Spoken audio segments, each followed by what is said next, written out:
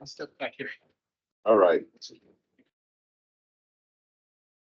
Well, welcome everyone to the May 28th, 2004 Ybor City CAC meeting. I'm Rich Simmons, Chair. Welcome everyone. We'll start with quick introductions around the room. Olivia?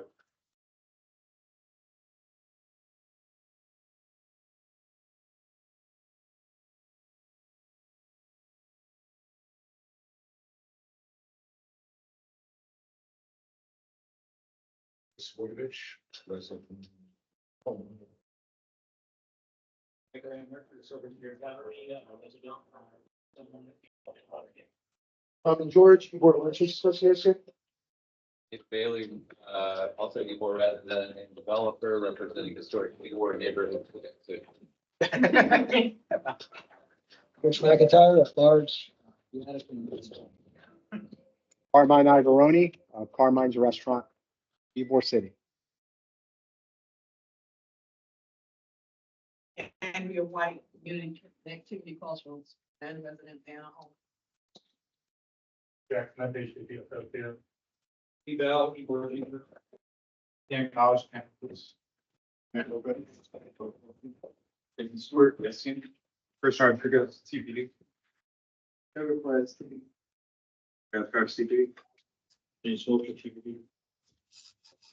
Everyone, I'm Javier Marin with the city of Tampa and your guest today. Thank you very much. And Brenda Thrower for Development Manager. And I think we have two online, And- Brittany and Altruba. We have Arnold Truba. Hi, Arnold. You could say hello. How are you? Arnold Sugar with the sheriff's office. Thank you. And Brittany Perry. Hi, Barry. Sorry, I'm not in today. I have a very sick baby, so I appreciate you. But Berry House Beer Co. member at large. Thank you. And then Matt Savron. Hi, Matthew Savron, Patel Family Office. Thank you. Welcome. Hey, anyone here for public comment? A few minutes to speak. Anyone want to address anything? Seeing none. You have the minutes from the April 26th meeting in your April 30th meeting in your packet. There a motion to approve or any discussion? Any discussion, any corrections needed? All in favor of the motion, say aye. Opposed? Motion carries. We'll start off with some community policing updates. Captain College.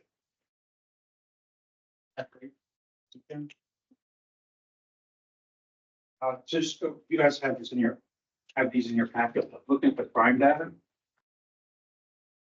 Every category of crime is down overall, 32.5%. The only categories that have increased are proactive police work, drugs, DUI, liquor law violations, prostitution. Also for group 129. Same. All crime categories are down by over 30%. And proactivity is up 85%. You guys all have the data in front of you. Let's break it down by offenses, but I'm happy to answer any questions. You know about the weekend, how it went. You might have seen in the news that there was a joint EPD, HCSO, and FHP DUI saturation patrol. County obviously covers the county, but we're in the city into like Soho and the Ybor area. In the city, we made 40 DUI arrests just over the weekend, and just over half were in the Ybor City area. They're very proactive. No major events in Ybor. Sunday night, I actually worked Ybor. Kind of mimic like a Thursday night. Okay, that's one night we don't count on a Sunday night to have that much activity. But I mean, you guys tell me what are your thoughts? The other thing that I heard on the kind of from the bar owners is that you guys had been clearing at 3 a.m.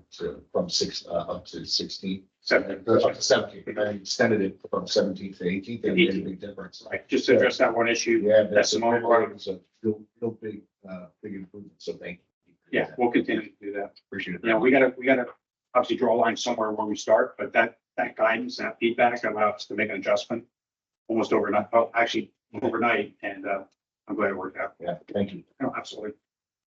I have a question, but by the way, great stats and that back and forth was amazing how quickly you guys could address that. For the parking lots, and I don't know where the right place is to talk about it, but I read that the city's gonna take up requiring armed guard or licensed security guards in parking lots, the paid lots. Does TPD have a position on, and I don't know when they're gonna take it up, it said sometime in June, I don't know if it's been announced when they're gonna discuss it. What's TPD's position on what's the best way to reduce incidents, crime incidents in the paid parking lots? Is it off-duty police? Is it security guards? What do you guys have? And you're the ones that seem like you would know. What's your opinion? First of all, nice to see you. Haven't seen you. I'm gonna try to give you the lawyer answer on this one too. Because I can't speak for Chief Burpaw. Initially, when this came up, because we've all been involved with these, we'd say it's a workshop, but public speaking engagements about the parking lots, there's two of them. Initially, we just wanted to remain neutral. We wanted the process to allow it to play out because our opinions fueling other people's opinions. We want honest feedback from how everybody feels. But it became obvious that there are concerns about the parking lots. The ordinance now reads that, and it's antiquated, I think, right? Because remember when parking lots, they collected cash, and you had little carpenter bags. That's your Bob now, everything's automated, right? Their meter. But the ordinance still reads Thursday, Friday, Saturday nights from 10 to 4 in the morning. If you have paid parking, that you have to have an attendant present. So that's the current ordinance. Now the city's looking at modifying that to, like you indicated, to licensed security. Initially it was armed security. I think they backed off that. Now it's just a licensed bonded uniform security officer. Just to deter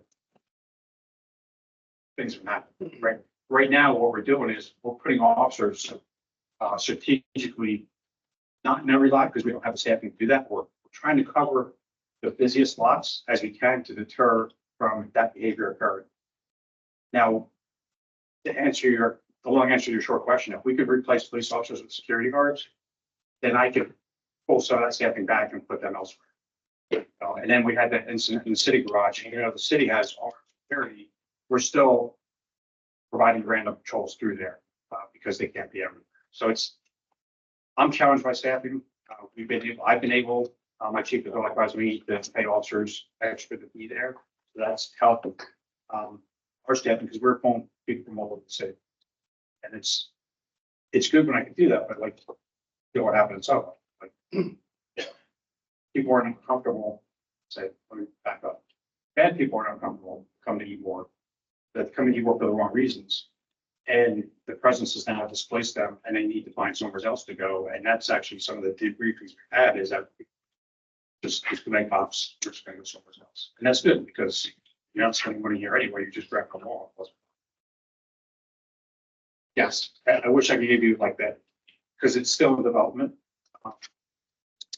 It hasn't been voted on by city council yet, but I know we would like to pull those officers out of the parking lot and replace them. But we would still provide patrols, but it wouldn't be where we sign off for that parking lot because again, that's a resource I could use somewhere else. That is a question. Well, my question was, in that conversation that, because to me, when you look at those private lots, and you look at companies like 717, if the law was put into place that said that they had to have licensed security, they're in the business of making money and that's all they really care about. So what they're going to have is they're probably going to find the most unreliable company there is. And then you have more problems because you have somebody who is a security guard or armed that doesn't have the proper training to deal with the stuff they need to anyway. So ideally, it would be best to be able to say, if you're going to do this, you have to have off-duty police officer for these lots or the sheriff's office. But are you saying that if that ordinance is put in place, if you're confident that you could find off duties to do that, or would we have situations that where we still have lots that aren't being policed because there wasn't enough manpower or womanpower to sign up, right? So to do it. So straight honest answer is even if that was put in a place where they would have to hire an extra duty or off duty officer, I can't guarantee I can staff it. We can't force our officers to work extra duty. So it sounds great. In theory. But right. And the city has grown. I mean, you all have been here longer than I have, but I've been with the department for 17 years. We would average maybe 300 special events a year throughout the city. We're well over 1,000. Right. There's always something going on. Convention Center, Curtis Dixon, Armature Works, the arena, stadium.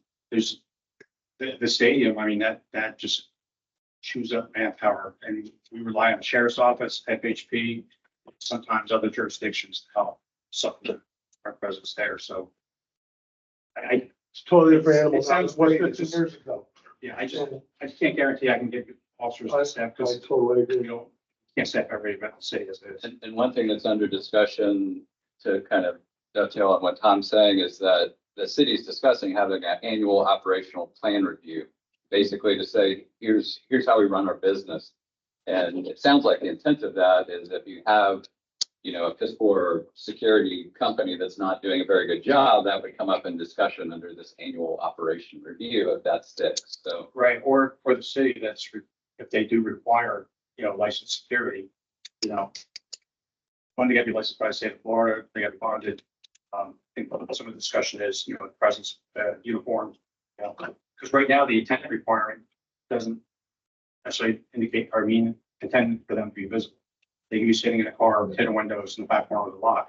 They're there satisfying the ordinance requirement, but they're not a present service. So I think that's why the state's looking at it. I mean, the best thing to do is contact council and, you know, advocate for your beliefs. And just one more point for the neighborhood, when the shooting occurred most recently at the parking garage, there were a lot of people just kind of like, well, you see, you can still have a shooting at a parking garage, even if you have licensed security. But our reaction was that person was apprehended on site at the time that it happened because you're in a confined area, you know, with basically security around you. Whereas in the past, if this occurs on a lot with a lot attendant, everyone's calling 911, city resources are going all over the place. And you know, the city could spend $200,000 trying to chase this person down. Whereas if you have them in this confined area with licensed security, we kind of saw that as a proof of solution to the security. And I know Councilwoman Henderson is concerned about their safety. I agree. But they're eyes and ears, right? I'm not asking security guard to intervene, perform our job, our tasking, but just report and provide updates or descriptions. They were there with us when we did respond to that shooting in the garage, but we had officers at 16th and 7th responded on foot, and they were entering the garage as gunshots were still ringing out. So not sure there's nothing, I don't think we could have done any differently, unless we knew that was going to happen at that time of location. And that's just not. Crystal balls are difficult. I don't see them working. Yes, sir. Yes, how about, I haven't asked, but how about if the Yes team had some members on the Yes team that they were working, you know, doing their thing like they've been doing it. It's a great organization, and they could work in conjunction with the property owner for that said lot. And that way, if the Yes team person sees something going on, they could radio to the police. And they do that now. But this would be at night, from that Thursday to Saturday night. I think Jason's probably in a better position to answer that. Okay. Because ambassadors work at night, and we have a great relationship and regular communication between them. Okay. I know he doesn't have enough. He would like more. If we had that discussion. You know, on the side that, More employees? yeah, more ambassadors. Sure. And honestly, it says that like on, our hours of operation are on Wednesday, Thursday, Friday, and Saturday until 2 a.m. They are, So okay. we are out there on the streets until 2 a.m. observing. Again, there's that line though that crosses it. If it is private property, we can go through citizens to report all day, but there is a security guard staff, like as that's they're set up for that point. It's a different thing there too. Like Central Ybor, we have a great communication with their security staff there, but there's security staff present. When we communicate with them, we share photos of people in the district of what's going on. But they have security staff for that private property. Okay. Now, it doesn't stop us as citizens, but just no different than anybody else here. As we're crossing through and seeing a problem, contacting TPD, get the photo and incident report. Okay. What time do we start on evening shifts if you go to 5:30 p.m. 5 till 2? Why not 7:30 or 4? I actually don't have the control of the hours. That's how our viewer set up. That's. I would just think like, you know, especially for those lots, you know, if you have the venues, the nightclubs that these people are chailing out of with some people that might, you know, be in those lots earlier, waiting for those people to come out so they can rob them.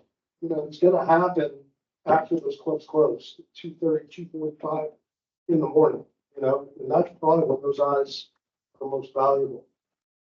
So they are. And that's why I just bring it up. If there's a way, whoever does make that decision, to shift those hours so they aren't running, you know, starting later and then running later, it might help out a lot.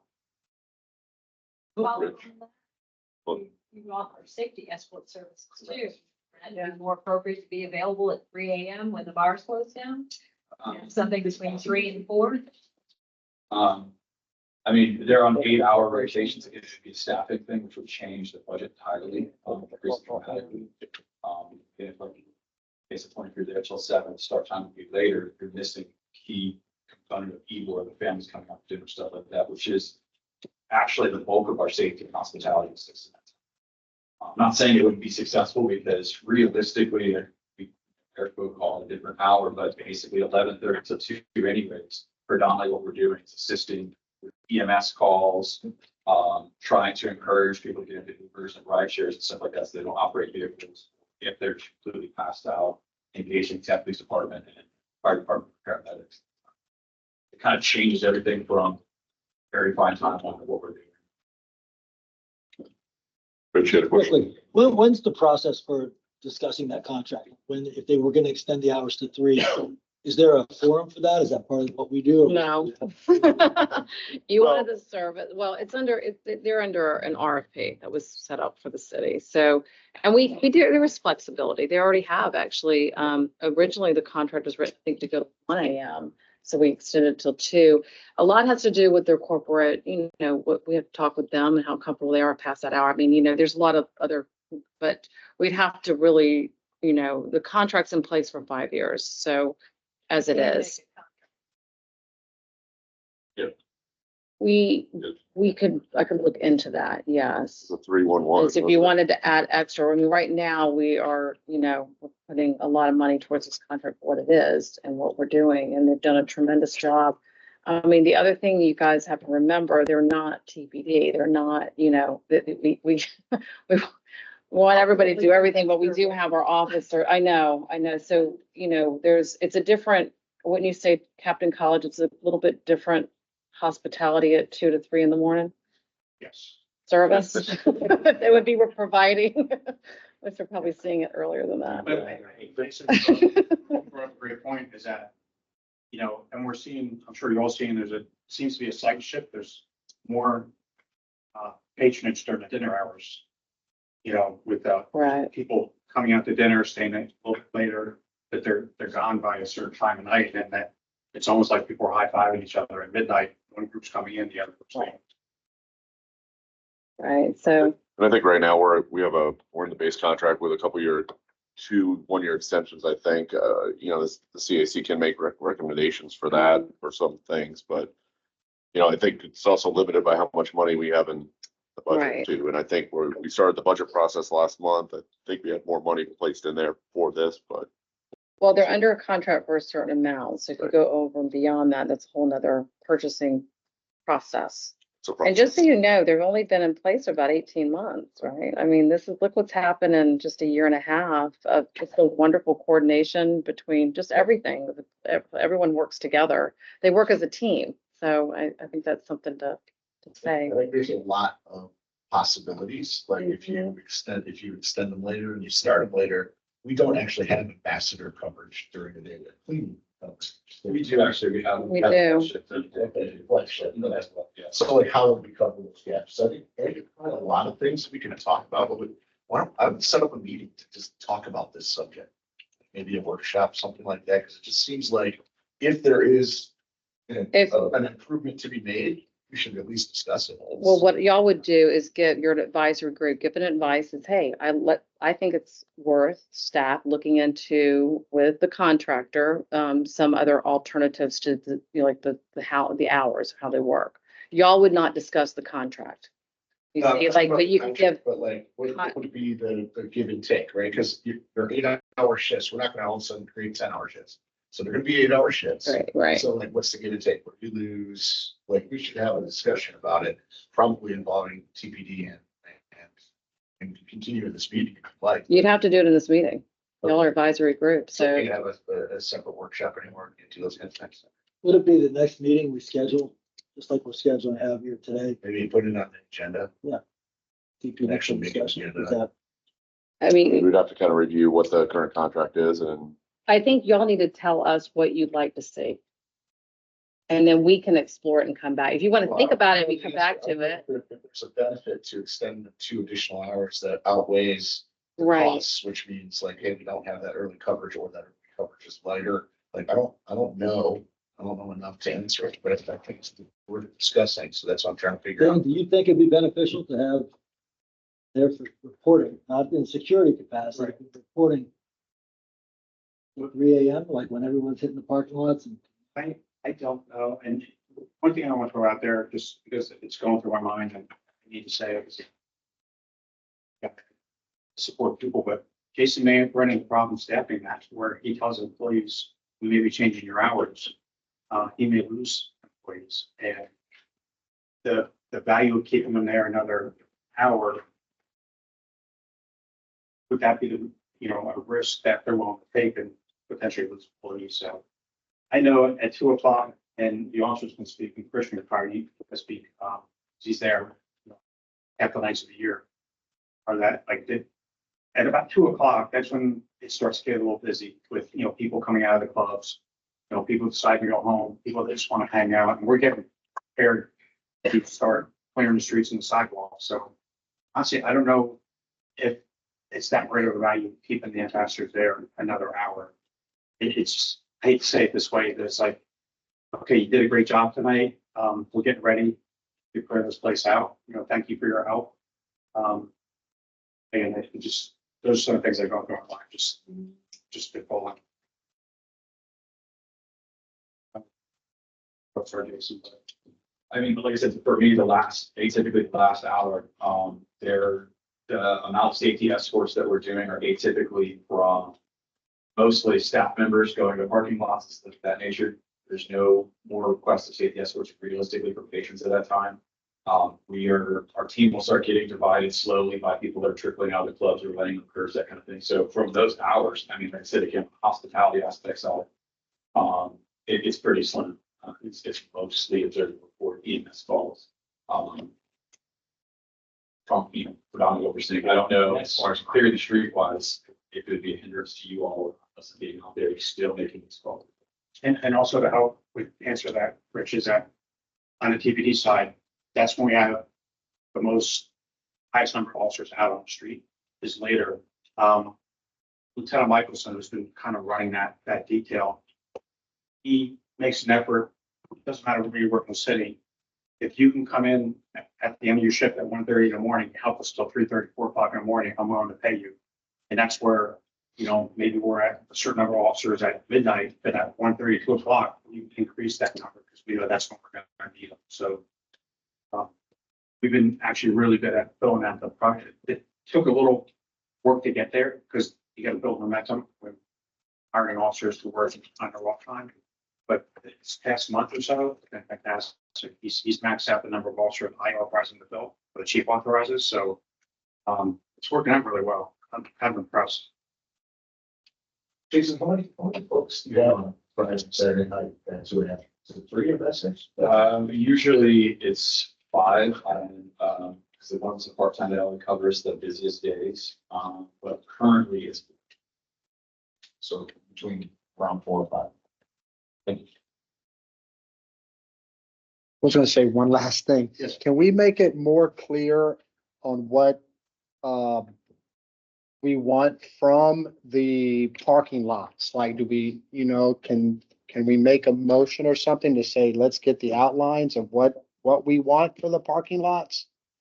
that's been going on for like a year, especially with the neighborhood association and all active parties. It's not the role of this group. Oh, it's This would not, be the okay. role of Abby with the whole effort with the parking lot enhancement, effort that That'd went feel- through, right, it'd be under land development.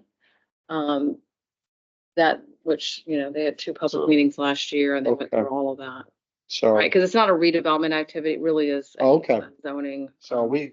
change. Yeah. It's Yeah. pretty straightforward. It's just replacing the attendant with, again, that licensed, bonded, uniform security officer. Armed, Not armed, no, not on. at the moment. Armed It started out as armed, but I think there was some Armed. concerns about insurance policy. Okay. not Being renewed. It's not So I think specified. this- Okay, They changed the language. They took that out. so it's a licensed company. Yes. Okay. Yeah. Well, the security officers on Florida need to be licensed, depending on the level of security. So Okay, forgive me, I don't know the letters. But to be unarmed, it's a certain letter. And then if you want to carry firearm or you want to carry a firearm concealed, it's another level. Okay. It's different training letters. to get that license. Okay. Class D to be unlicensed or to be unarmed, class G. That's you. Thank you. I think something. But that's coming back in front of city council this month, I believe. It's in June, but I don't June. think I'll it's find out. 17. And if I find it, I'll send it to you all, so you all have it. I can definitely Right. disseminate the information, so you can Been have going that. on for a while. I think that people, just like the YMA, Yeah. have physicians are gathering that information. Getting more information out, so we can't get. Okay, No, there's some faces in this room that have been at those, public meetings. I think everybody is on the same page as far as what they would like to see. Except 717. Michael. Thank you, Captain Collins, appreciate that. We'll jump into, we have an update on homeless liaison. Present with you. So last meeting, at Salvation Army, so we have one tent available at Tabaco, but it will be till tomorrow morning. We have a waiting list. Further cottages, we still haven't gotten an update on what the requirements are gonna be for people to go in there. We know that there's a couple that they have been filling up, and they're using it for the couple. But again, we don't have the requirements yet. As soon as they get them, be more than happy to share with you. The laundry man at 34th Street, our opinion, it has been a little bit better, at least in the hours that we're here. In the afternoon, until they get. Area of 49th Street, that. We have, three homeless camps, only one person was there. We cleaned it all out and that was just. We've been back there a couple more times after that and it seems to taking. Just comment, we're seeing a lot of, a lot of increased activity. My alley, I own the property over at, business over at Acres Falls. What's up, a lot of that alley that is between my building and behind the press building. We're seeing a lot of increased activity over like the past week or so. I don't know if somebody made it their new home, but we're finding a lot of human excrement that wasn't there before. And so just to make you all aware. You said 1812? Yeah, it's 1812 North 17th Street. So it's the alley it's directly to the south of my venue and to the north of the press building. It's in between the two buildings. So I'll be here tomorrow morning. Okay. We have a few sites from there and that back alcove. Yeah, in the alcove where the military, I'm still trying to figure out what they do. They have. Even though they're my neighbors. Yeah, but they have. But a lot of people do like take up shop. I mean, it's obviously a little hidden alcove. There's shade there, it's hot. And so you have 3 or 4 people that will start sleeping in there and then, We reduced it a couple of times of like any kind of like sleep systems and stuff like that left behind there. And nobody's been back when we were there. And then one time we already discussed with TPD who the individual was, as one of our personal interests as well. There were some deals back there, so we knew who the individual was, but we'll go back through. Is there a way to talk to that business? I know that we're having a lot of people out there dealt with TPD to do like a no trespassing when around there or not. You know, I think like that little area, if they did that, and then this way, people came and saw trespassing, it would keep repeating people from just camping back there. An alleyway posting might be a good option, but I know for sure in that alcove on that door, it is on there. So if our guidance to our staff, if they see anyone back there, don't engage, just call. Okay. But we have removed sleep systems and stuff like that, over the past month, like 2 or 3 times. Tom, just let you know, we cleaned up the alley pretty well behind Yeah. the old PTL and Reverend Church. Yeah. So whenever we clean up one area, they're going back There's a somewhere big else. one next to us. So it's fine if you said that within the last week, cause about within the last week to 2 weeks, we cleaned up the Yeah, alley they'll there. relook. So they relocated it. I know how it works. I get it. Cool. Thanks. Good question. Maybe branches, both of y'all, we had some issues recently, or kind of ongoing in East Ybor, some folks were, basically, loitering in the park for long periods, of time, sleeping in the park, sleeping on the. Notice. Is that Yes. It looks like possibly the Parks Department pulled the picnic tables out into the sun, so they're not under the shelters. They did. They try to make it as comfortable. That is not acceptable. But so my question is, you guys go through there every once in a while, and then also for your group who actually do kind of the interactions with people who are doing the sit by, sleep, whichever you do, is whether you go to the park, do that on your rounds as well, because we do have, so rather than putting our picnic table out in the sun, so nobody has, access to a shady place to sit and eat, that we can have some engagement with people saying, on and not make this a place that you stay all day. And we do in that area as well, like, but it's just, as far as, it's pretty defined as far as what in their camping. The requirements of what they have to be considered camping, so like, any of us were to say at the park, sitting there, it's not enforceable. Yeah. So we're very cognizant of trying to violate anyone's rights. We do welfare checks to make sure they're okay, that's our first step, and then it's clear for instances where they're not, we have to call it the next. But that's a real fine line, and our staff's pretty well trained on saying, okay, is this a sleep system or not, is this actionable, if we call that one full TV manpower, like sleep upright. So, but when I do see sleep systems, we do, and vice versa, when they remove somebody, we'll either remove everything from there. Also, but no issues, and we'll double up over it a little bit too. So I know we do go through it daily though, on the side, and I'm sure I check them out. Do you consider sleeping full length tables? I mean, to Sitting me, up and doing one of my those numbers? opinion is like, that's not, it doesn't That's seem not right. acceptable, obviously, and I would do a welfare check, because I would be concerned about that person, no matter what, I just think the hostile architecture choice of shoving the picnic table out in the sun is it's kind of unnecessary cruelty. Well, Instead, if they only want do to it, engage with people is. they only, from what I've seen, they only do it whenever it's necessary. Like, for example, just getting part, 21st and 15th, they just put the tables back yesterday. And it was a mess when I got there this morning, so they're getting ready to take them back. So, it's, they monitor it and based on how they do, they don't leave them out there. But for me and my partner Jasmine, if we remove somebody from the park, they're gonna. Again, I can. But that's the way we go. If we remove them from the park, you're gonna. Here.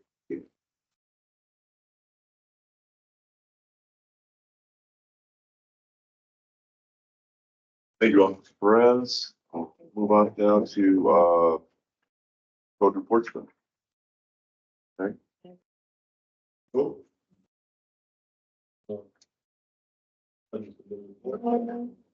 Want to be 23 initial inspection between the.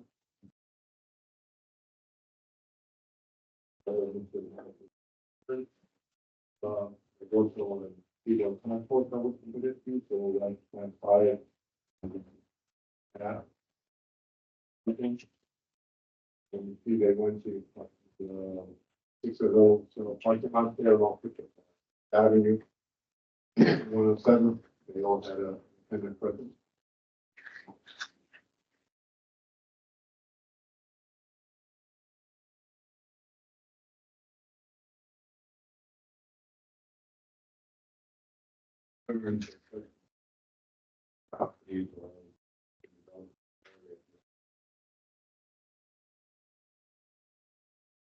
I just want to, it's my concern that this meeting place has been at times been used to communicate code enforcement requests for review that have not been then documented.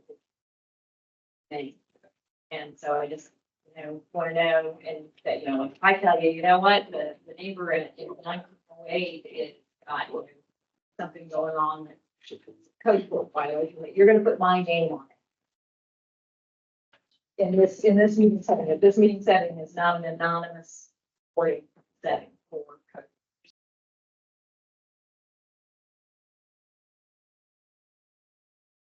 What was the question? Yes, my question is that this is not, that this meeting is not an anonymous reporting space for code enforcement. If something is provided to code enforcement to review, that the individual needs to be documented as making the complaint and be put on complaint. Well, this is a public meeting. Yes. And we are taping it. Yes. So if you want to offer something or have, an Officer Lopez look into something, you can, but it will be in the minutes. It'll be in the minutes. Yeah. But what I'm saying is it's also state statute that that cannot, It could, anonymous reporting is Yeah. not allowed. Yes. It won't be on a that's- ballot. Yeah. that's- No. And we do summary minutes. They're not verbatim. Right. I'm not talking about that. So that's just my comment coming from past instances in this meeting place, that we understand that requests to you have then not been logged into Bella with someone. I transpired, anytime I receive a call, I'm sure you can. But then instead of making a complaint, they'll send an email. So sometimes we don't know who that individual is. So I get there, violation. And it's going to show that I didn't initiate it. And as someone that has put their name on it, and if I get a phone call from you, you can say who you are, you say, to identify yourself. Actually. A lot of people that make complaints, but they don't. She's on vacation. Okay. It's really, Question regarding the smoke shop, legal loud. Mention in here, I'm confused as to why they're showing a business license I get with DVPR, but there's no city license. There's been a city of Tampa, you still have to have a license to operate within the city of Tampa for that business. But they didn't present, I guess what I'm saying is I'm confused with all of these photos as if it has been established as a reputable business just because they showed you a Duval County business tax. This isn't Duval County, Jacksonville. So that doesn't appear to be a legitimate business in the eyes of the city of Tampa. And I thought Ybor had a no vending. Right. So I guess, to make it more specific, is it appropriate to ask legal to respond to? Well, first of all, if you're asking about the vending ordinance, they can have a license as a business, but they can't be an Ybor unless it's during a special event. Right. We know that from the vendor ordinance that goes 20 years back. You don't need a legal opinion on that. Is that what you're asking, or? Well, it's a two-part question. That's part of it. So I agree with you. We don't need a legal opinion, but in the event that the officers in the field are unaware of that, they should have a Tampa business tax receipt, not a Duval Yeah, County. as a checklist, yes. So Renee, you can follow up on that, couldn't you? Yeah, just to make sure what's the checklist they're looking at. I know it's, some things are oversight, but yeah. With these on the parking lots on 7th Avenue, so do y'all have the authority to tell them to leave? like that they can't be on that property. And that's where we need to let that happen is they, Because it's private property. what if you had a letter from the property owner saying that, because that's absolutely not allowed on,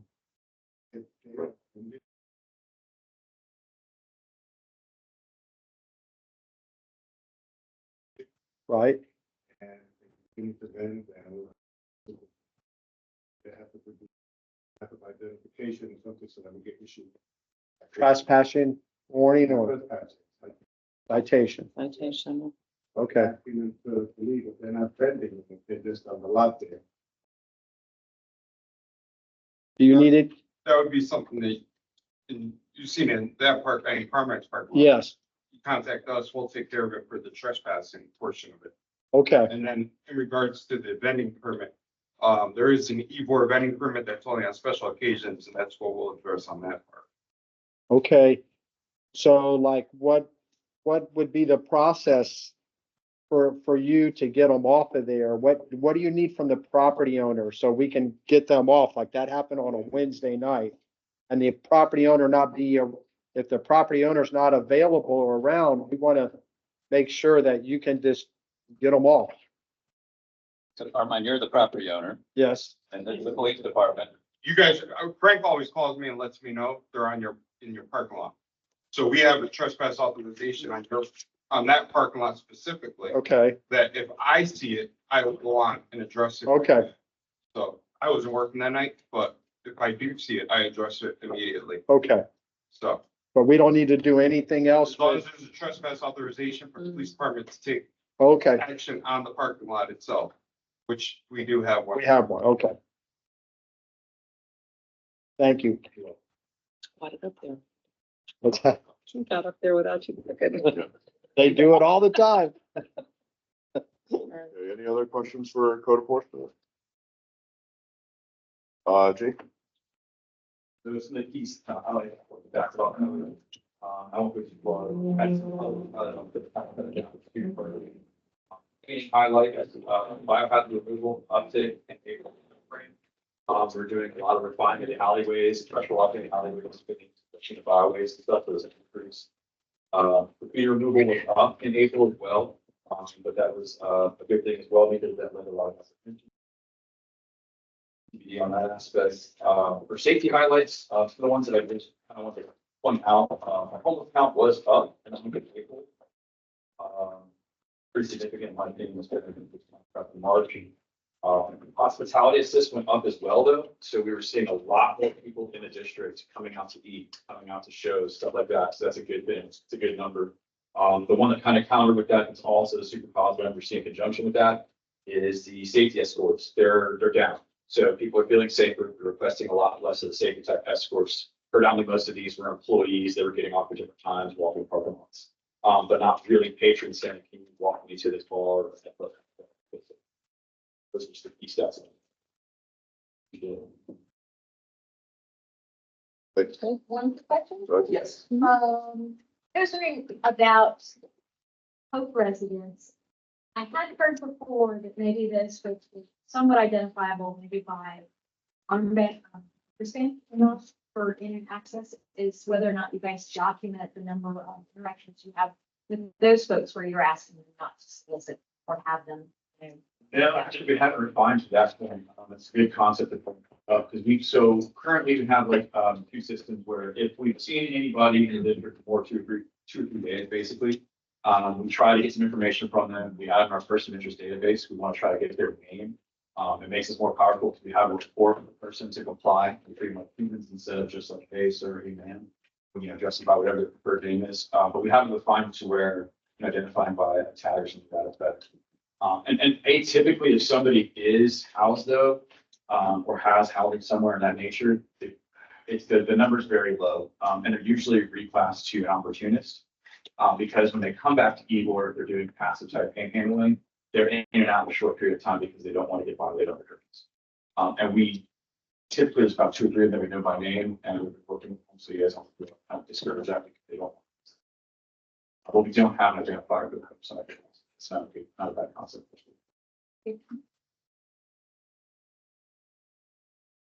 Anything else? Okay. Thank you. Thank you, Jason. Mr. Javier, Presenters. Hello again. special guest today. Thank you. Javier Marin, Director of Economic Opportunity for the City of Tampa, and I think I need to click on this thing. Yeah. There you go. It is working. Okay. So a little background on me. I am a veteran of the City of Tampa. It's been 12 months since I joined. In fact, tomorrow is my first year with the City of Tampa. I tell people I'm a recovering banker. I spent 23 years in the banking industry as a small business lender, a mortgage lender, a branch manager. And 11 years ago, I kind of jumped the financial boat and decided to join the small business development centers as a business consultant. I did growth acceleration. I didn't do any marketing, so please don't ask questions about marketing. That's not really my thing, but financial projections, and international global trade. Then I joined the Central Florida Development Council. I spent 7 years there as vice president of business development. So I dealt with large corporations, and my role was to attract companies to Polk County, whether they were domestic or international. Typically, 100 jobs, a couple $100 million in capital investment, and we're looking for enhanced opportunities for people in our communities. Then again, I heard about this great position where I was going to be able to work all the way from micro businesses to large enterprises. And I felt that, okay, let's see. Working. So let's see if it's, there we go. I felt that the mission of the Economic Opportunity Department of the City of Tampa actually reflected what I wanted to do with the rest of my life, which is support businesses all the way from the solopreneurs and micro enterprises, all the way to large corporations. And one of the things that, or part of my role, was actually to figure out what was working in the City of Tampa, what could be improved, and where there were gaps that we could influence. We've been able to look into some CDBG grants, community development grants from the federal government, so we can leverage some of the local dollars. And so here are the actual initiatives that we are working on. These are actually working. So Small Business Navigator is Ms. City Harrison, my team, and her role is to connect businesses with the resources that may be available. And so one of the misconceptions in the small business community is that there are very few opportunities to identify technical assistance and guidance. A lot of you probably know what happens right here at the ECC, right? I'd like to think that you do.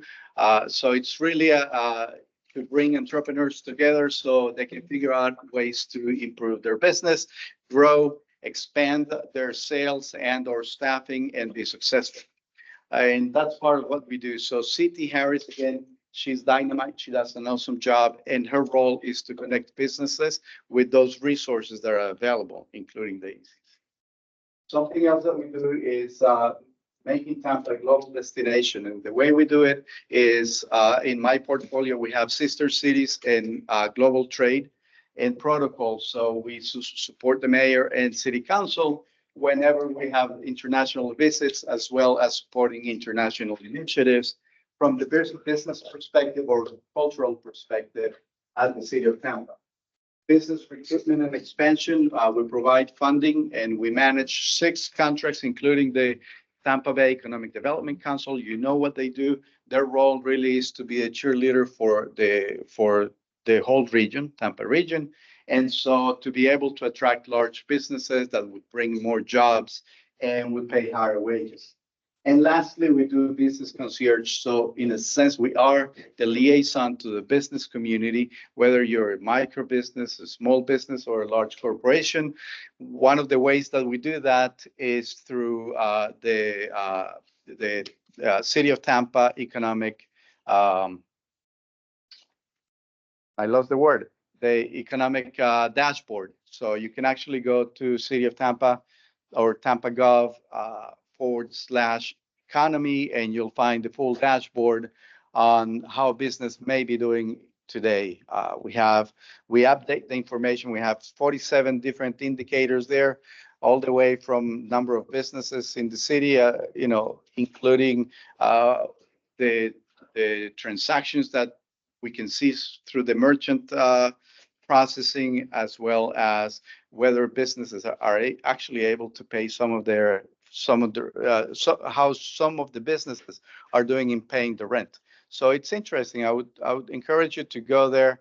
There are 6 tabs, again, 47 different indicators that would help us figure out how we may be able to support the needs of. Two of the initiatives that we are working on, but we know we can do a little bit better, is entrepreneurial training. So again, technical assistance and workshops for businesses that are trying to figure out how to grow. And also an incubator. We currently support Tampa Bay Wave. It's an excellent accelerator, but they get very few applications from local tech businesses. And because we haven't really figured out a way to support specifically new businesses in the tech space. So an incubator is part of what we're looking to do, and we want to enhance that opportunity.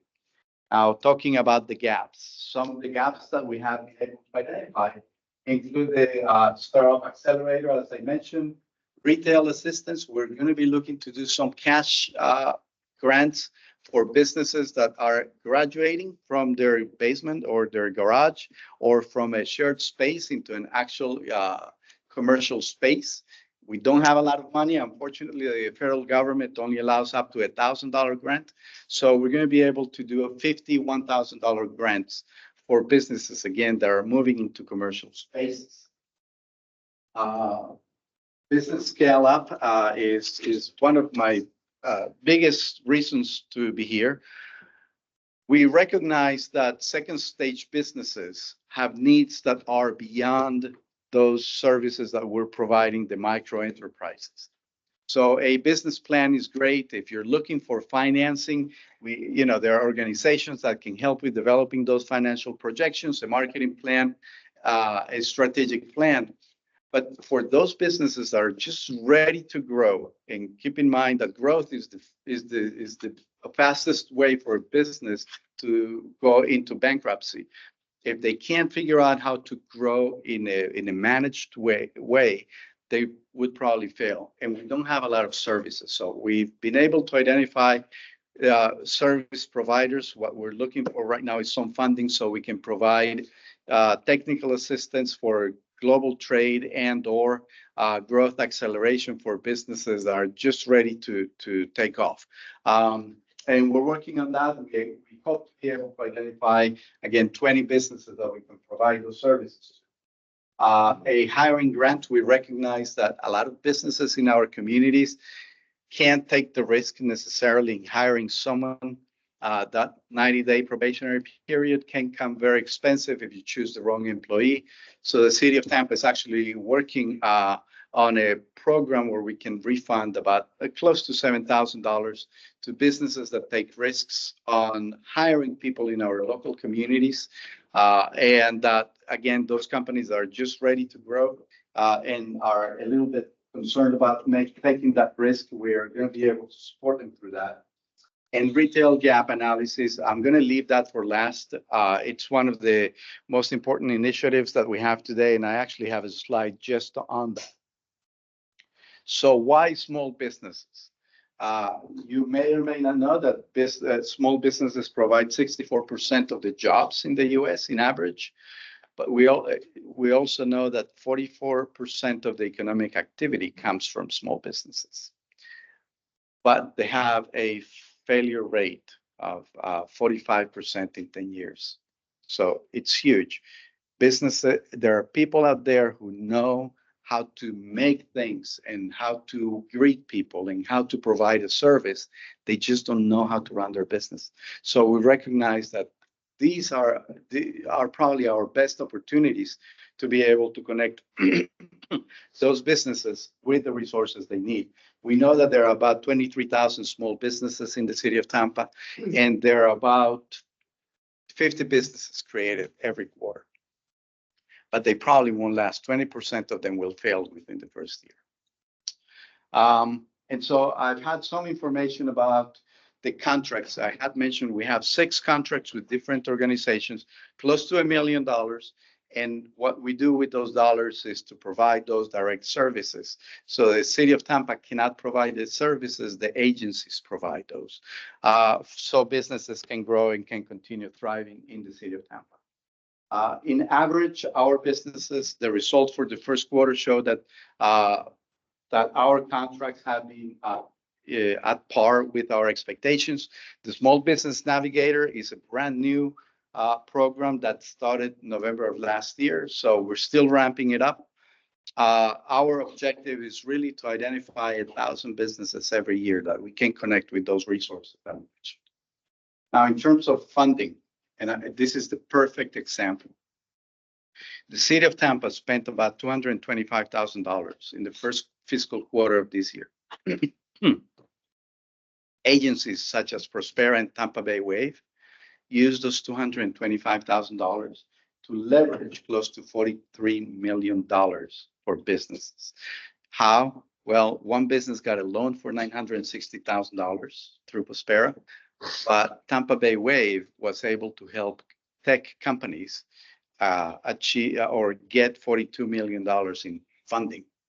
So this is huge. These are the kind of things that are happening in the city of Tampa today.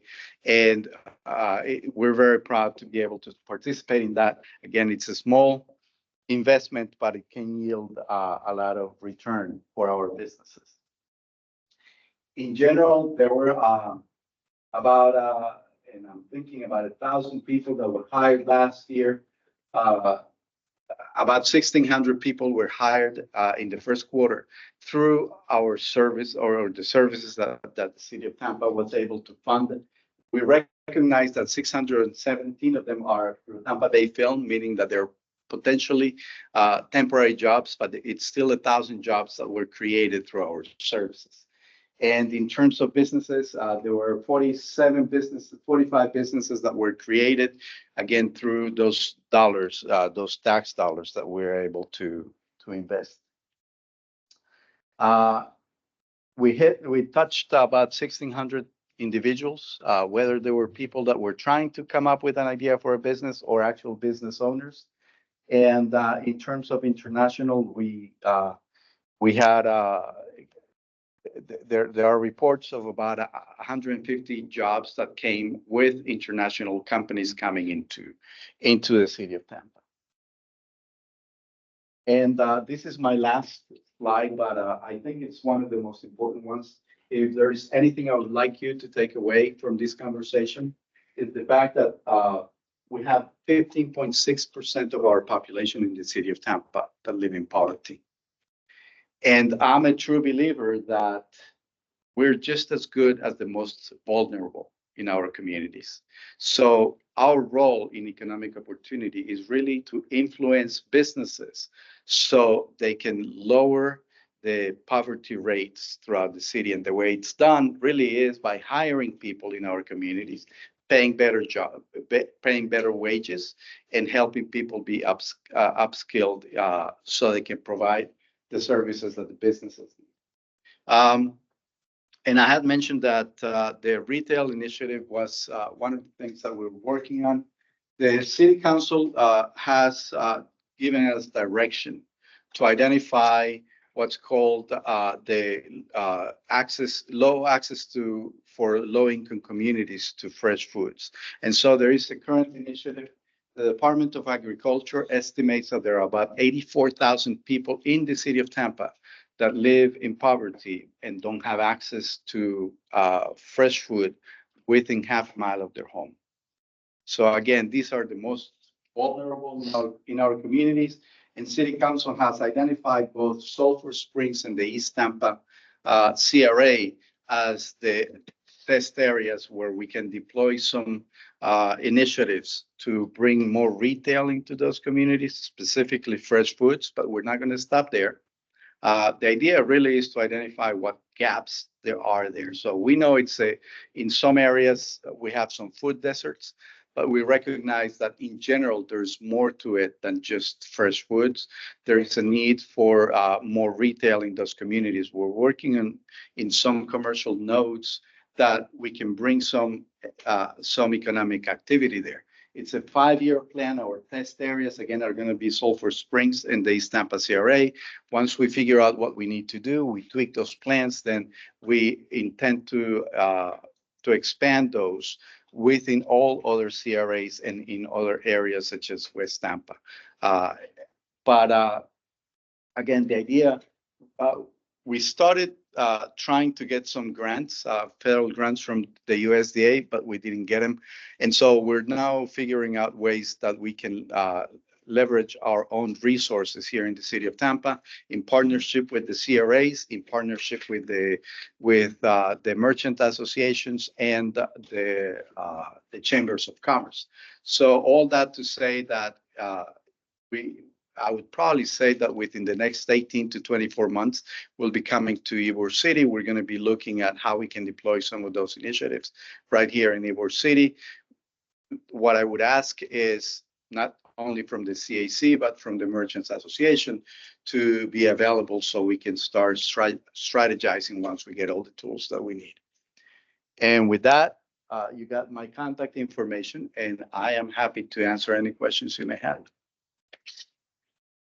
Yes, sir. I'm the spokesperson for the World Merchants Association. What's your name? Thomas DeGeorge. I'm Pleasure. also the owner of a venue called Crowbar here in Ybor City. Opened in 2006. It's been open for 18 years. And, you know, these last few years have been really tough. It's like the toughest I've ever experienced as a small business owner. And I'm part of another organization called NIVA, which is the National Independent Venue Association. What we have seen is a lot of the smallest businesses around the country are closing.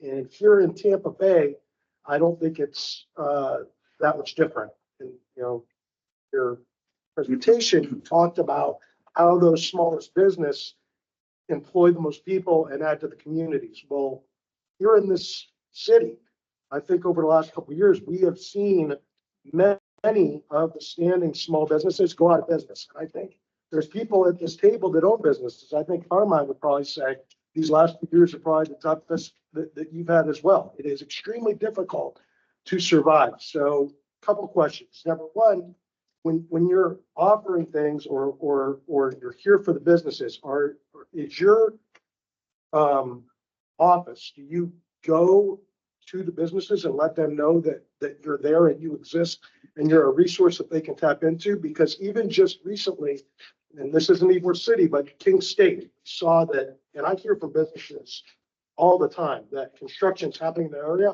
They have no idea it's coming. It kills their business to the point where they either go out of business or a profitable time that they would have had, they get completely crushed. And so eventually it does put them out of business because they don't have that money they would have had from that time. So are you out there forward, going to the businesses, letting them know that you're a resource, number one, and number two, you know, how, if you're not, how can we bring more people to you to get the help that they need? Thanks. That's an excellent question. And so let's start with the first part.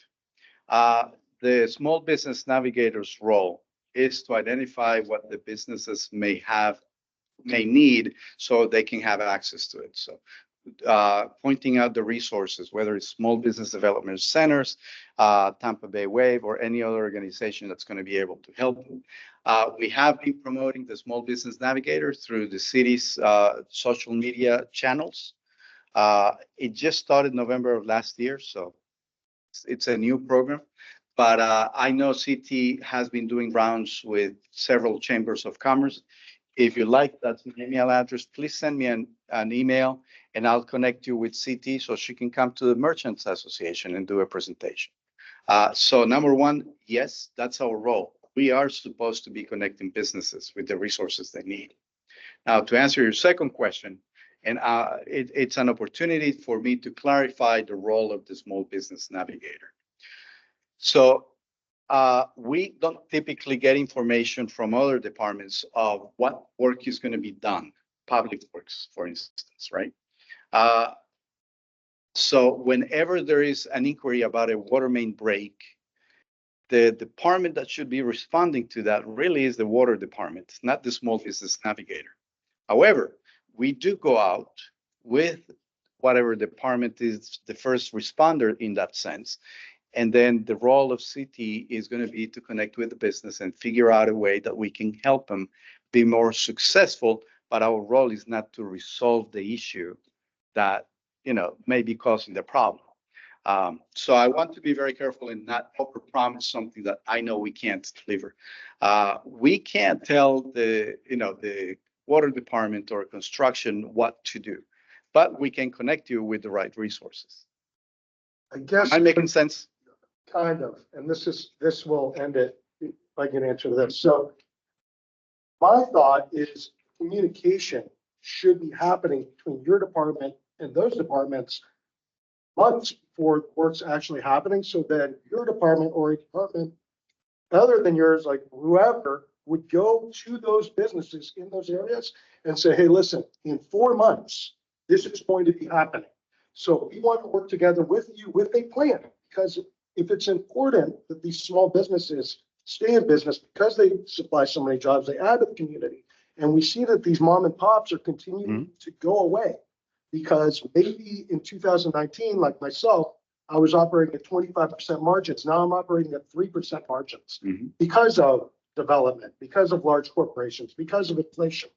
We need all the help we get. So if these projects are going to continue to happen and Tampa is going to continue to grow, that's when those smallest businesses need the most support. So like I said, getting the heads up, like, hey, we're going to be tearing up this entire block in 3 months. There's got to be some sort of liaison with the city to these small business operators that cushions us, keep us alive through this difficult transformation. Right. And so my quick answer to that is going to be yes. It's not something we had anticipated, again, because our role was really to connect businesses with the resources. But it makes a lot of sense that we should be involved in some of these conversations. And then as these departments are required to communicate with the community, we should be getting some information on that, mostly on the commercial districts. So I'll make sure that that gets addressed and that we identify the channels by which we should be informed, and so we can inform it. Good. So thank you for that, because again, it's not something we had anticipated, but it makes a lot of sense. Yeah, I mean, I guess my final period on it, I guess my final concern is, number one, I don't think you don't want longstanding businesses going away, but in an area like Ybor that is developing, and this is something I've talked with other people about, what's to say that these new businesses that are coming in during the development that are supposed to take over the mantle, if they don't succeed, then where do we end up from there? Right. So, it's kind of important that we have extra people. Absolutely. Yeah, no, we want to reduce the, right? Yes. Good point. Thank you. Anyone else? All right. Well, you got my email. Please email me any questions you may have. We're there to help in any way we can. And yes, I know it's a joke. I mean, I'm from the government. I'm here to help, but we truly are here to help. So, all right. With that said, I have to skip. I have a couple more stops, but thanks again for the opportunity. Thank you.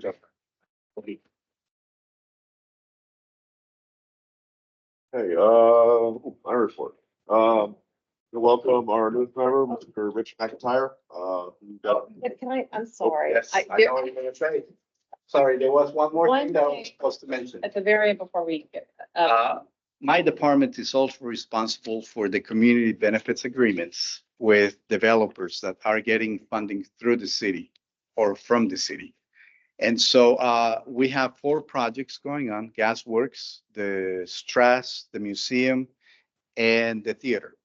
And so anyone that wants to join the Community Benefits Advisory Council should go into our website, and it's tampa.gov/CBAC, Community Benefits Advisory Council. We closed applications on the 21st because we have to do a background check before we present the names to the mayor and city council.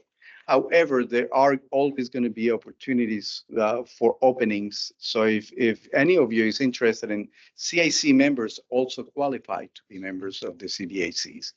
So please go to the website and register and get your background check. And as soon as there is an opening, you may be the next person to be called. Thank you. No, it's just on your agenda if that website, if y'all don't have to write it down. All right. Thank you so much. Thanks again. Bye-bye. Thank you. What was the fourth one? Gasworks Girls So, Theater. and the reason, just so y'all know, where you would, because you're an Ybor, you'd be wanting to participate in because of Gasworks project. Okay. So there's an opportunity to be a part of that advisory council. Well, question here, is that a standing committee for any future community benefits? Because everything that you listed is already in progress or been approved.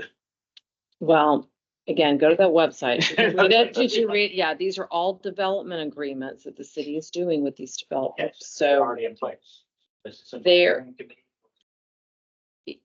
They're doing the council right now. So I'm not leading that. I'm sorry, but Javier knows more about it, but just want to get that out to you. What is the name of it? It's called the Community Benefits. I think it's Advisory Council. I mean, it's on the front of your agenda. Yeah, y'all see it, Okay. very front under me. It's actually under me, and I that's why I didn't want him to run out because he's the one actually leading that effort. So, okay, sorry. Okay, so, welcome Rich McIntyre, our newest person. We got to the last, CRA board meeting. So, actually, that's kind of the only thing that really they did that related to, Ybor at the last CRA board meeting, was his approval at staff level. So, welcome. We won't make you do the big speech today. A couple things going on with YCDC, just a quick update. We're working on basically, we're gonna get a separate website that's gonna kind of work the paper program. So we're gonna ship that over, working with Jack, HCP to get that going. I'm gonna write some text to kind of get us kind of set up. It'll be really simple, but that's again, continuing our transition away from the city's website. Right now, if you want to buy a paper, it goes through the Tampa's CRA board. So we're trying to keep that separate. We do need to do another visioning thing. We don't have a whole lot of, I'm kind of concerned now we're into the summer with June and July here, so it's going to be hard to get everyone together. Does anyone have a preference of when they'd like to get together? I'll just kind of pick a date, try to do something here. It's a continuation of last time we met was December, so it's about time. Good preference, pick a date. All right. People can make it big. Okay. So I'll get that. Are staying on YCEC Inc. Do we have an idea how many of that board is still staying together? I think right now we have 17 members because it's not the same as what the CAC is. So we're kind of archiving what our grandfathered in whoever was on the YCDC before, but that's what we need to have an internal conversation of, like what the board membership is going to be like, what, how we're going to be financially sound to continue into the future. I don't think the papers are going to do it by themselves. And, there's a whole bunch of stuff. So I'll just get a workshop going and see, get out there to put in their input. I think that's all I have right now. Just turn it over to Brenda. Okay, just real quick. Well, number one, y'all know about the Community Benefits Advisory Council. Number two, the project list is on the back. This isn't this month. She won't come every month, but we will continue to give updates. Now, speaking of what Tom just said, the bricking project, talk about how we're one thing that Ybor has done, had our backs on this, is we have communicated with the community on what happens, especially when it comes to major projects. So it looks like right now we got a cost back from our contractor. We're going to be very close to moving forward in July on this project. Therefore, I would like to have a community meeting in June, which is right around the corner. Really, it's the bricking project. If you're not familiar with the scope of it, it's from 15th to 17th, and it's going to be those 2 blocks. The cost actually came in a lot lower than we thought, which is good because, we want to brick all of 7th Avenue to make some money. So we'll start with, so what that means, we're going to have to cordon it off. We're going to have to put a windscreen around it. There'll be no traffic on 7th Avenue for maybe a month. I'm not sure. Have to see how that's gonna work. We're gonna do 15th to 16th, and then we may be able to allow some traffic into that area. If we can work it out with an MOT to go south, you go westbound and then south on 16th, because we're gonna do one block at a time. It's one block top only, not the whole 7. No, we're doing 15th to 16th. We're finishing it, and then we're moving on to That's good. 16th to 17th, okay? So the entire road isn't gonna be blocked off all month. It's just sections that. It will be blocked off because it's 15th to 17th. It'll be a limited, very, not all the second Avenue. Right, I'm sorry, 15th to 17th. So we're gonna have to just grin and bear this, but like Tom says, you gotta let people know, because we've got Jack here from our media company. We have been working on a lot of stuff to try to make sure this is communicated well, that there is some media coverage on this. We want to do two things. We not only do a community meeting, we're trying to see a special article from a special, our reporters out there that love to talk about history, as you know who those are. We also want to make sure that we do business signage. Okay, I was adamant about that, because I was around when we did 7th Avenue the first time, and I remember the contractor wanted to come in and just cordon off 7th Avenue and do it. Well, we learned long ago, Carmen was around, that we do block by block. We have to. There's no other way. But They're gonna direct traffic on the 16th then? well, I'm not Yeah. promising that right now. We are gonna have pedestrian flow. We are gonna have business signage, just like a little marquee, like, hey, if you're walking up to 7th Avenue from the garage, hey, Cheeseology's this way, and the King Corona's this way, and Central Ybor's this way. You because those folks that are right in front of it are going to be impacted, right? We are having to put a windscreen around it, which is a good thing, because if you saw bricks, it gets a little messy. But the contractor we're using is the one that just did 8th Avenue. It's, the one that's been doing everything. He's very fast. And the process Do just, they work at night, like all night long, or? they are gonna cordon off and go as fast as they can. We're not gonna be able to open it up midstream, and I'll tell you why. They go in and they mill the street. Y'all know what that is. They go in and just scrape off probably about 4 or 5 inches of asphalt, because that's what's there. And then when they get down to a certain level, they're gonna lay the bricks on the asphalt, which is a good thing, because it's got a strong base, because we talked about that. You don't 2 want it, blocks at a time. that section, because of the T that we're dealing with Central Ybor, it's gonna be 15th to 17th, okay? It's 2 blocks. Very limited access. So, but we're going to start the windscreen on 15th to 16th. Once they're finished there, it moves to the next block, and then so on and so on. So at some point in time, some business is gonna have this project in front of them. So what we want to do is turn this into a positive, right? I mean, people still come down to Ybor, still, visit our businesses. Hey, by the way, we're bricking the street. We're bringing it back to its historic glory. We've got to turn the story so it's positive, right? You have to. Right, no, I know. And sidewalks are still gonna be open. I mean, the Sidewalks screen are- that she's talking about is Yeah, but beyond the curve, how long- you know? Here's a question, how long is the project gonna last? Because if TPD was still here, that'd be a concern of mine too, because if we're gonna have these streets blocked off where it's gonna go into the weekends, now we don't have that ground space. What happens to the moments when, oh, it got too busy, we're gonna close off traffic? Can't do that anymore. If it's No, closed all the you'll time. be closed Now already. you've got people walking all over the place. I don't know, it just seems. Guys, this happens in every major city. I bet, schooling in New Orleans, they just had a project like this. It happens everywhere. Okay. You can move around it, and you will move around it. People will see it. It's temporary, but it's what But we we can't have know to how do long to it's the gonna street. And so, Less than a month per well, block. yeah, he actually, 8th Avenue was done in, I think, Couple weeks. 10 days. I don't know how they did it, but it was fast. I think you can kind of sell it as like this worst case scenario, but he moved pretty fast, so I think. He moves fast. Right. But it's gonna go over, it's gonna flow over a weekend. Yeah, I mean, It's it's totally different. I mean, that- 5 days. So that was already brick. They just took it out. Right, this is like pulling up all the concrete. Yeah, and This also, No concrete, Yeah, no concrete. It's it's all asphalt. asphalt. It's Concrete curb to concrete curb. No brick. Nope, they have milled, we have gone through this, and that's where the fun story will come in. 'cause I'm concerned with this, like, I love how fast it was. It's great. Yeah. But I'm concerned with Tom, and if I were a business owner, I'd be concerned with this, what's happening now with Kimmons. blocking off to start the infrastructure work, right? They closed those streets a month and there hasn't been any, not one bit of work. So what we can't have is somebody come in and set up the barriers and block the street. And And then nothing it takes a happened. month before the work even starts. And then the work takes another month, Right. like that. Well, that's scenario not gonna happen. cannot Because happen. we have control over this project and we're working very, very close on these timelines. Yeah. They know, this is, we can't. We have to move, we have. to- Timmons was, that's another kind So of, a question on that very topic. What department at the city is required to notify these businesses?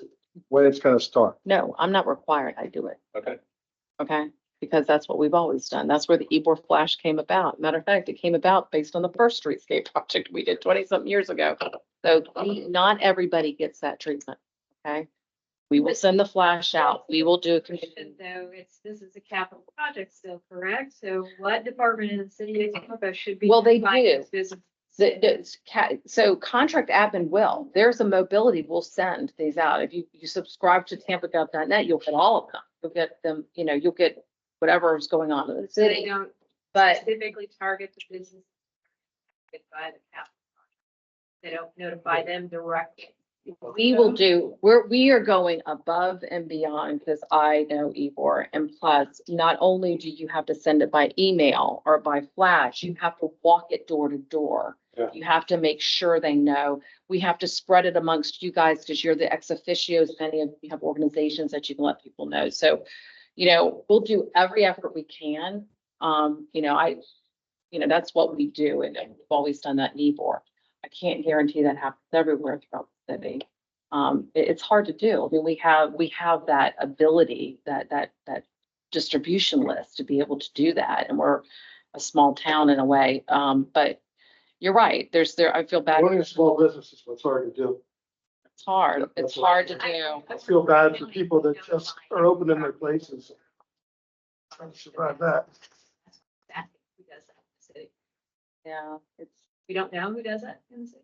So it's, I mean, mobility, it depends on whose project. If it's a project, it's a mobility project. Yeah, they would do it. If it's Timmons with Dance Works or it's DOT, they would do it. But, when I see things like that, I try to cross share it with you guys, to make sure, because who knows if you're on that wave, like, they're supposed to send letters to you. yeah, that's what I'm saying. I mean, Every property owner impact. Right. They should. The Kimmons is, so that's not a city capital project? Kimmons is doing something there with the road closures?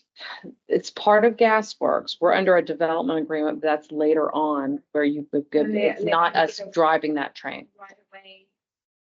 Permit, to start that construction? They did get And one. with a timeline that. The timeline is in the flash. It's a started. year. Did y'all see the timeline? It goes for a Yeah, year. right. Yeah. For the infrastructure Yeah. work, that's not for the building. This is Yeah. relocating the power underground, putting in the new sewer lines, doing the street. Just wondering if there was any recourse of the fact that they haven't started. I don't have no idea. I'm sure Bridge. Like, that's the kind of thing. that We can- can't have. Something's done anymore. If you would have Can't been. do it. We can follow up, and if any of y'all did receive that letter, I think I sent it to everybody. There is a contact on there, so, but I will follow up. Since y'all brought it up. I think everyone's point though is if there's a transportation project within the city in general, not just in Ybor, there should be some notification process. I think I you know. reached out to me like before when there was a parking lot issue and I'm like, the only reason I know about that, and I think Ybor is good about that with the flashes, but from a city level, there needs to be better communication of future projects that are coming down the road somehow. No, a worthwhile point on the flashes. There actually, once you said that, it was good. I signed up. How do you advise new businesses that move here to sign up for the flashes? So they actually get the information that you're trying to get out there. It didn't seem to be a good onboarding process when we moved here. We didn't get the memo and we moved Yeah. two businesses here at once. I mean, if you want to have an outreach from this or some other way, I think it'd be a nice thing to do to let new businesses know this is where you get your. Yeah, I mean, we've done that before where even we just use the distribution list to keep punching, putting information out. I don't, Jack, do you have any ideas about that? You had new businesses coming in and a way of capturing and getting information out to them about it. They kind of find it in a lot of different ways, but mainly because if they Google search Ybor City, it would come up, you know, on the website and things like that, but. Yeah, so we've been operating a little bit differently when the legislative change happened in October of 22. So I know that some of our communication efforts have changed before I got into this role of being the lead on to the CRA. Right. But one of the things that we've been trying to do on our end is to promote the new businesses in the district on social and connect with them that way.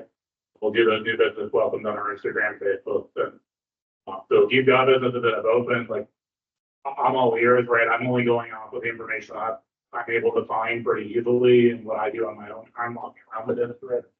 Looking for businesses that are coming in, and obviously it's tough for just one. Right. And just so you mentioned that, we are, you know, now with the new legislation, that's why this role of the CAC has been more narrowly focused. The reason we're putting out that information, it's a redevelopment project, we're funding it. So it's disseminating of information. We do not do marketing anymore.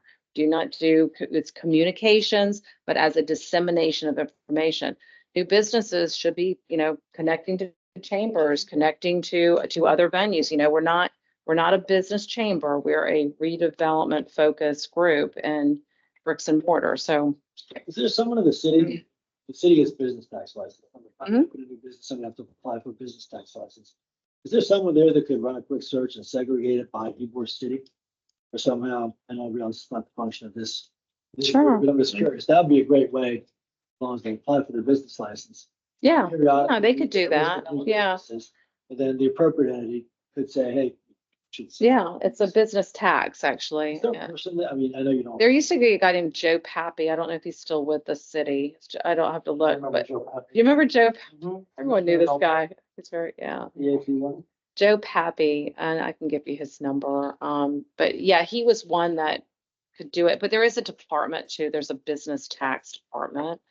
I'll get it to you, Rich. Yeah. No problem. Hey, Okay. Brenda. Yes. Hi. Who's there? Hi, I've been listening, and I appreciate what y'all are talking about with, I mean, there's a lot of construction going on with Gasworks, and that has been blocked off now for a month with nothing happening. They did change a few, the intersection at least close to the brewery so that we can receive and send out deliveries. But that was blocked off originally for no purpose. And so now it is going to be very difficult to continue to conduct business with. I know that construction has to happen for a city to grow, but 7th Ave, 15th to 16th, and 16th to 17th, and then this happening on the west side of that, we're squeezed in the middle, and we're going to have some serious issues with getting people to the brewery. I know that for a fact. So thank you, Brittany. We're listening. Yes. We're trying to get you on screen so we can see you.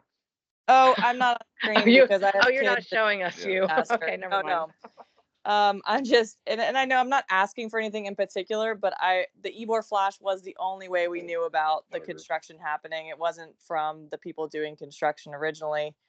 We've been in communication now with Kettler and they're going to host a town hall at the brewery at some point in time in the next couple of weeks. So I'll definitely let everyone know about that. But just keep the businesses in mind, like y'all are. Appreciate it. Right. Thanks, Brittany. Thank you. Talk about FRA. All right. Last on our list, y'all know we have the Florida Redevelopment Association, the awards. I have a quick. Okay, Before sure. we go on that. On the project status report, in the last meeting, we talked about a couple different projects, and I think we talked about the fact that there was like 1.4 million in CRHU that really wasn't pointed towards something. When is going to be the next at bat to kind of steer that money towards projects? When It can happen actually at any time. We'll have to revisit that budget. So it can happen anytime. Y'all know it kind of, anything that's not appropriated or gone into a specific project is kind of held under district improvements. So then we can take it from there and put it into something.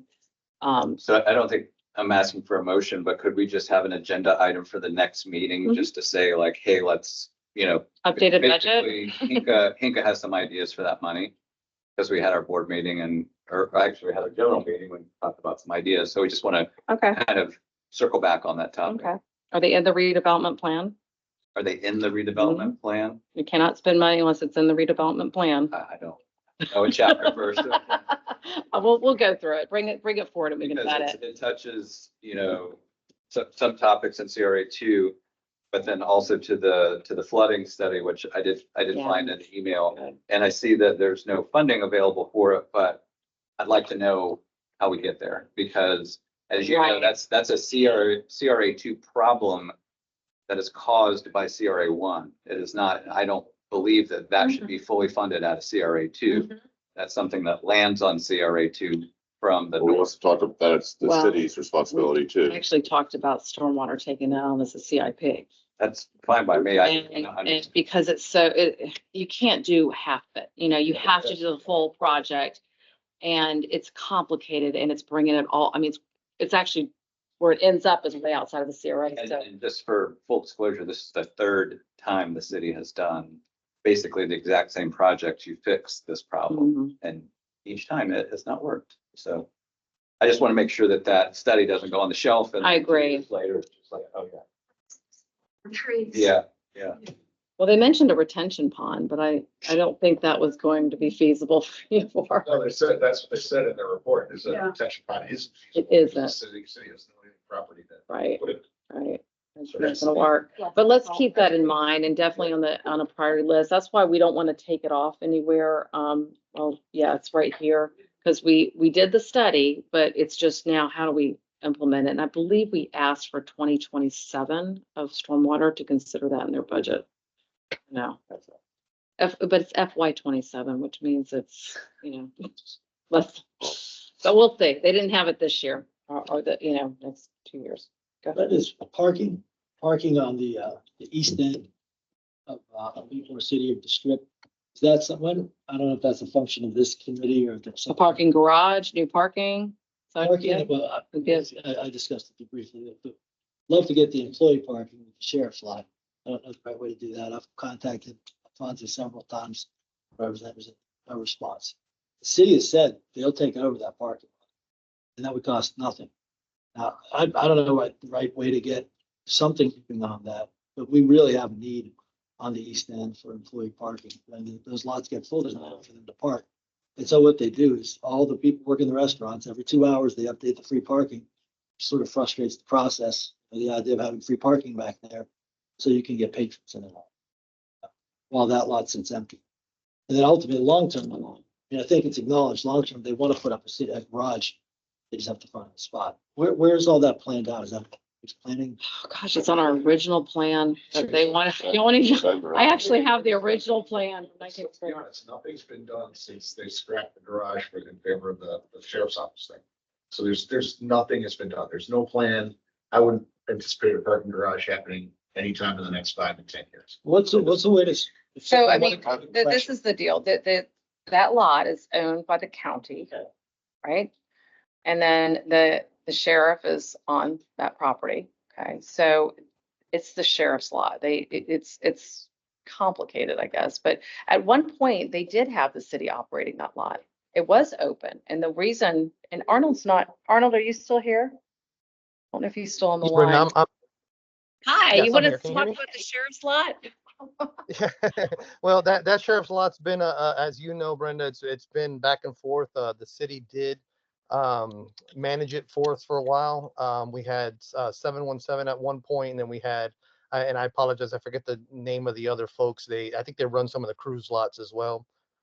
They had them for a while, but the problem with that lot is that since we have care, custody, and control of it, it was a nightmare. As you guys know, I've heard you talk about other lots. Just the people, it was the only free that I recall. It's the only free lot left in Ybor City, and we had it open for the public to use. But as you can imagine, it brought in the worst crowds. It was every Monday morning, our teams were out there picking up. I mean, you name it, it was out there, and it just became just a problem. Why the sheriff decided to, we closed it for that reason, but why we stopped managing it, that was based on the crew that was before me, my predecessor. So I don't really know why they don't want to do that. I know that there's some talks about Ybor City. I don't think that they want to do anything with it right now, as I don't know if you guys have known, I mean, there's talks about, the sheriff's office, leaving Ybor City. So I think a lot of that's in play right now, and that's the reason why they don't want to put it out and sign a contract with anybody to manage the lot at the moment. Arnold, this is Rich McIntyre. Actually, I sent you a few emails and called you. We were just asking that if the city said, Fed has basically said they would manage it for the purposes of just leasing it out to employees. Because the city has garages on the western side and the central side, and employees can park for $30 a month during certain times. So what their shifts would be, they don't have that on the eastern side. And so the ask would be, the city would actually manage the lot for the sheriff's department and control it. It would not be available to regular patrons. It would solely be available to the businesses for their employees to park, so that the city spaces would be available, the regular spaces would be available for patrons. And I can tell you, I've been there at all different hours, and it just sits there empty. And it's really causing, it's directly behind my place and a few other bars and restaurants, and all of our employees park in the city lot and keep updating to park for free. Correct. Who could we enter into a dialogue? If it's not you, I don't mean to continue to badger you, but I'd like to badger the person who's sitting there doing nothing while that lot could be available for our employees. Well, Rich, I can tell you, I did call you. I did get a call from you. I did leave a pretty extensive voicemail for you a couple weeks ago. I figured you've probably been busy, hadn't called me back, but it's not. I appreciate Again, it. I'm sorry I didn't see it. No worries. I am the person. I mean, I'd be the one that running it up the flagpole here. As far as, who's not doing anything, I'm not going to throw out any names because those are folks that are above me, and I'm not going to do that. But I'll like call I you can tell later you for that, those names. yes, sir. No, but like I said, what I can do is I can bring it through my chain, let them, kind of bring that to them. Again, if it's opening it up for as like free parking like we had before, I know that's not going to happen. But I can definitely run, what you just said, through my chain of command, and we'll go from there. We'll see what kind of response we get for that. That'd be awesome. And just so that it's totally clear, this would be designated spots, like 7th and Grove might have 3 or 4 spots. Our place might have 3 or 4 spots. Different restaurants, businesses, just monthly spots. So you don't have partiers or, any of that stuff. No tailgating. No tailgating. Yeah. Just people Yeah, work. I can tell you personally, I mean, I work as a reserve. I work that lot a lot on the weekends, and it was a constant nightmare. But again, all I can do is bring it to, our chain, and, let them know what we're wanting to do, and see, how they want to entertain it from there. Thanks, Arnold. You have my Arnold. information. You have my information. Absolutely. Just give me a shout, Rich, and we'll talk a little bit more. You got it. Thanks, Mike. Thank you.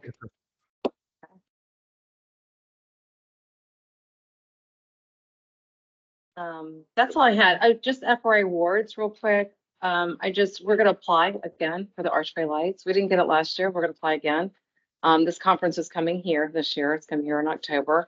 The other one we want to apply for, since it's timely, is the YES team. So we want to put that program in. So we're gonna work on those applications in about a week and a half, and also fingers that. How does the voting go? How can we support using social media or whatever to get, do people vote for that, or who votes? No, it's a closed organization. It's the Florida Redevelopment Association. This year I'm president, so I don't have any pull in this, though, I promise. I know I don't. When is the event here? October 22nd through the 25th. So it brings And in, the events in Ybor, probably. I'm doing a streetcar and walking tour. Yes. So I've got one of the mobile workshops, be Courtney and I, because she does the downtown. So yeah, I would love if y'all want to. We need to make sure 7th Avenue, parts of 7th Avenue are done by then. See it under construction. This group is like, they like dirt. They like to see it like redeveloping and action. So it doesn't have to be pristine, but it will be. We know it will be. Thank you. If there's anything going on by then. Okay. Any unfinished business to discuss? New business? So, question, I don't know if it fits. Whether this fits in the budget talk going in the future have you all talked prior before about the idea of promoting accessory dwelling units as one way to approach affordable housing, whether that's grants or fast tracking permitting or anything like that, for people to put a unit behind or beside their homes, depending on lots and things. Yep. Yeah, we talked about that. That was steering committee work. Yep. They got that. I think, do I need a position to support it or something like that, to scary board? We did. Yeah. That's back with the city, they were redrafting the ordinance, so I think there was only 2 places that are technically legal Right, right yeah. now. like I Seminole mean, it's Heights. not very fun. But so that's for this area. That's Well, it. we'll have, I'm not quite sure because it's all tied to the historic district, isn't it? The 3 dwelling units, but we will have a housing presentation coming back to us. And that'll be a good segue into it to talk about that option as well. I think we're looking at next month. It's either next month or July. We have to get through the June, CRA board meeting. So we can have that conversation because that's residential, right? More residential. Residential and or focusing, whatever, if that could be a way that someplace that we could put those affordable housing dollars. Right. In It's a creative way. Right? It's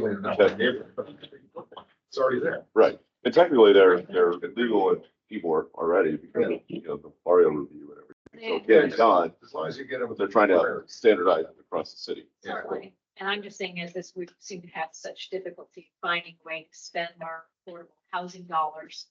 And we have so little that would, buying land might not be the best way to do, but if there's a way that we could actually incentivize existing property owners to add that, that's 100 houses and we get 100 ADUs. We had the grant program overview just a couple of board meetings ago, I thought, right? It was more commercial though. But is there anything in the works in that? So we have a whole department now, Tampa CRA that does It's this. building itself up. Yes, we do. And there's already some existing So- programs like owner occupied residential and there's some other ones. You're talking about new construction incentives for directly kind of for an ADU type of function.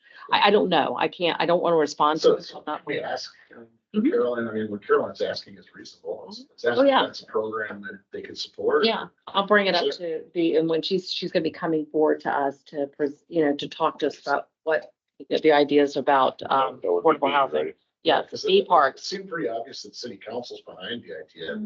It's already legal here, so if we could have a program that's aligned to it, that makes sense. Okay.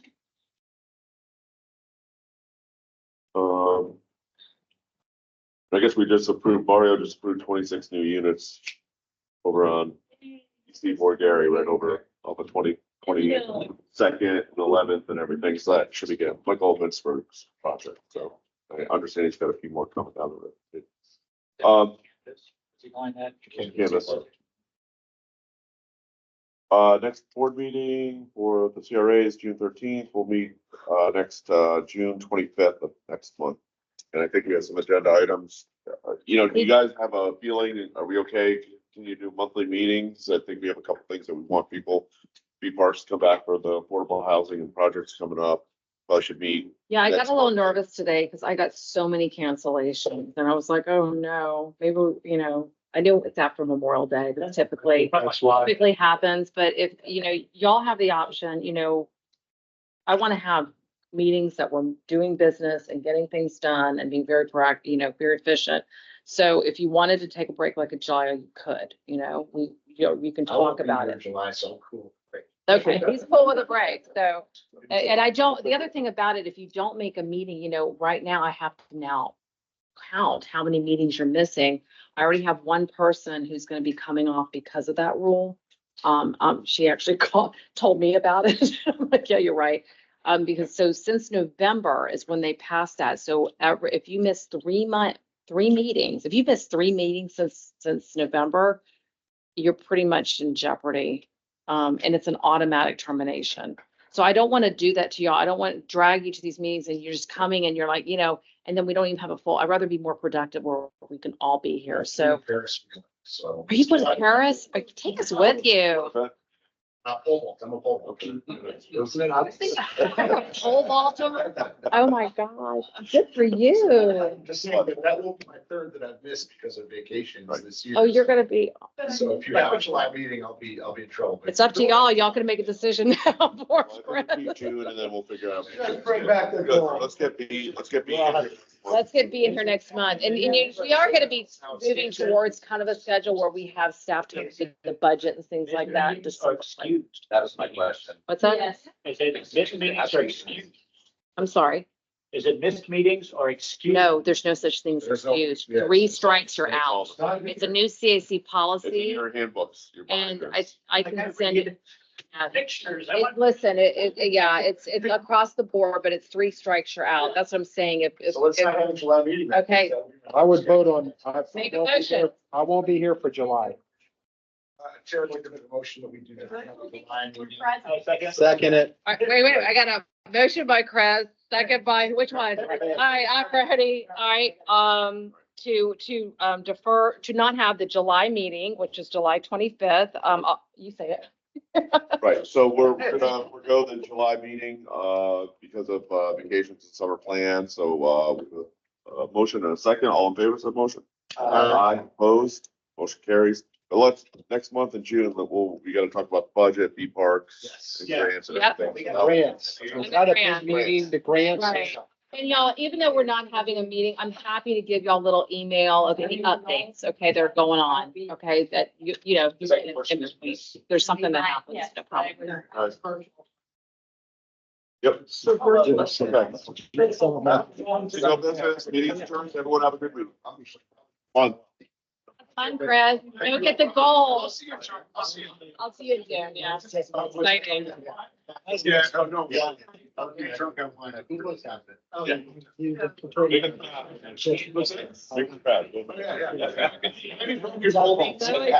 Okay, thank y'all. That's awesome. Thank you, guys. See you next month and then break in July. All right. I think that. Yeah.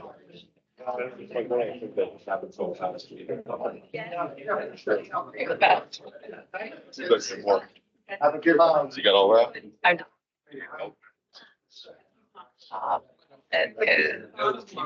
Yeah, so I'm YouTubing these videos, so they're going, yes,